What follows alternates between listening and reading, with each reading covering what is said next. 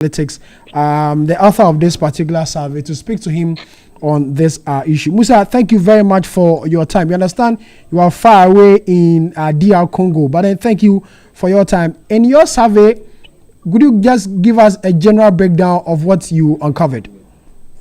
All right. Thank you very much for having me. We were doing a particular survey with different objectives.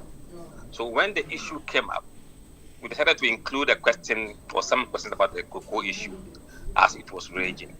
So we sampled in total nearly 7,500 voters across the country.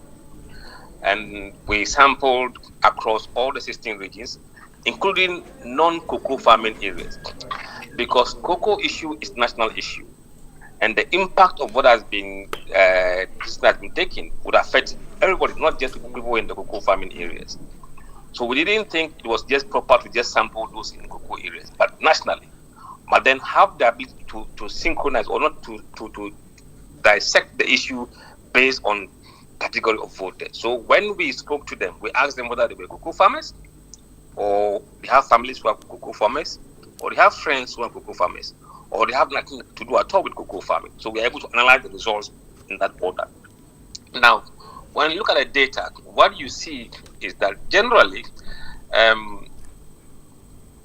it's just about 44% of all respondents say that the cocoa farm price announced by the government is fair, whereas 31% said it is unfair, and 26% said they were neutral about whether it is fair or unfair.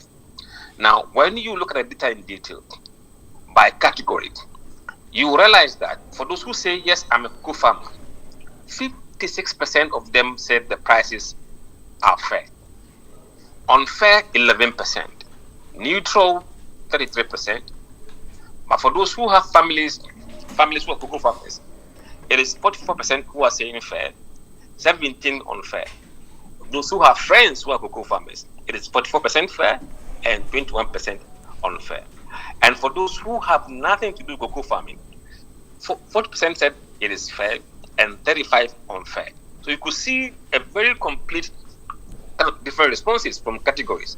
But interestingly, it is the cocoa farmers themselves that shocked me myself. I didn't expect them to support the process. Perhaps they understand the issue better than I do. But if the cocoa farmers themselves are really in support of the decision, then it leaves much to worry, because in recent times we've seen a number of protests from these cocoa farmers, and some of them, petitioning the cocoa board and are generally not happy. And so a lot of people will also wonder, are these people really cocoa farmers, or these are different set of cocoa farmers? The survey was not aimed at just cocoa farmers. So they wouldn't lie to you for whatever reason. They wouldn't. And indeed, look at the regional breakdown. The numbers differ by regions. And indeed, the protest has come from what? Western North region. Yeah. And look at the numbers there. In the Western North, 62% say it is unfair. So you can see that this is consistent with what we have seen on the street. So this one from the Western North. Did you do other cocoa farms aside Western North? Did you do other cocoa growing areas, say the Eastern region, which is also a predominant area in the Ashanti region? Yes. In Ahafo region, 31 said it is fair. 36 unfair. So most people there say it's unfair. In Ashanti region, 29% said it is fair and 34% said unfair.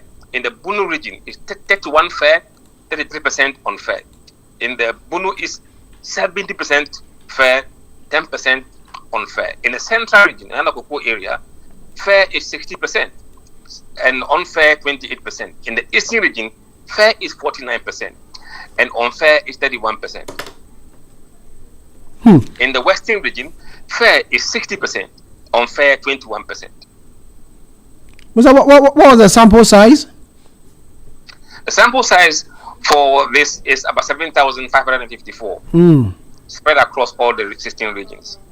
And through the questionnaire system, or which other way of administration? Yes, it was face-to-face interview with voters in all those areas, which we usually call computer-assisted personal interviews.